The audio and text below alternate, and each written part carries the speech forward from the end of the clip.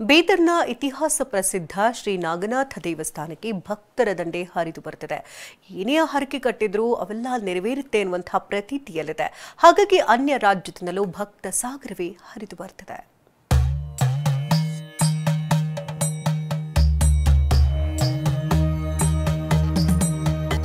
ಸಣ್ಣವರು ದೊಡ್ಡವರು, ಮದುವೆಯಾದವರು, ಮದುವೆಯಾಗಬೇಕೆನ್ನೋರು, ಸಂತಾನ ಭಾಗ್ಯ ಬಯಸ್ತಿರೋರು ಎಲ್ಲರೂ ದಂಡು ದಂಡಾಗಿ ಬರ್ತಿದ್ದಾರೆ. ನಾಗದೇವರ ಕಟ್ಟೆಗೆ ಪೂಜೆ ಸಲ್ಲಿಸುತ್ತಿದ್ದಾರೆ.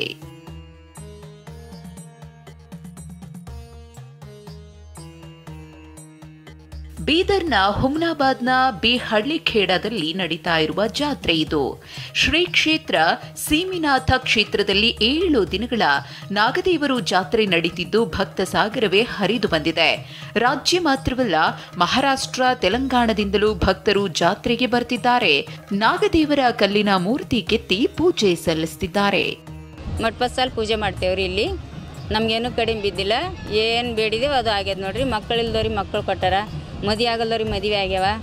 ಮತ್ತು 41 ದಿನ ಮಾಲೆ ಹಾಕ್ತಾರ್ರಿ. ನಮ್ಮಲ್ಲಿ ಭಜನೆ ಕೀರ್ತನ ಮಾಡಿದ್ರೆ ಹಳ್ಕೆ ನಾಡ್ಗಪ್ಲೆ ಭಜನೆ ಮಾಡ್ತಾರೆ. ಜೀವ ಕೂಡ್ಬೇಕಂತದ. ಬಂದು ಭಕ್ತರು ಹೋಗಪ್ಲೇನೇ ಇಲ್ಲ. ಬೆಸ್ಟ್ ಅದ ರೀ. ನಮ್ಮ ಮನೆ ಶಾಂತದ. ಎಲ್ಲರಿಗೆ ಬೇಡಿದವ್ರಿಗೆ ಫಲ ಸಿಗ್ತದ್ರಿ. ನಾಗದೋಷ ಸೇರಿದಂತೆ ಹಲವು ಸಮಸ್ಯೆಗಳನ್ನು ಪರಿಹರಿಸುವ ಶಕ್ತಿ ಈ ದೇವರಿಗಿದೆ ಅನ್ನೋದು ಭಕ್ತರ ನಂಬಿಕೆ.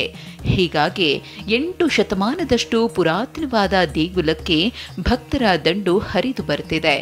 ಜಾತ್ರೆ ಸೇರಿದಂತೆ ವಿಶೇಷ ದಿನಗಳಿಂದಾಗಿ ಪ್ರತಿ ವರ್ಷ ಕೋಟ್ಯಾಂತರ ರೂಪಾಯಿ ದೇಗುಲಕ್ಕೆ ಕಾಣಿಕೆ ರೂಪದಲ್ಲಿ ಸಲ್ಲಿಕೆಯಾಗ್ತಿದೆ.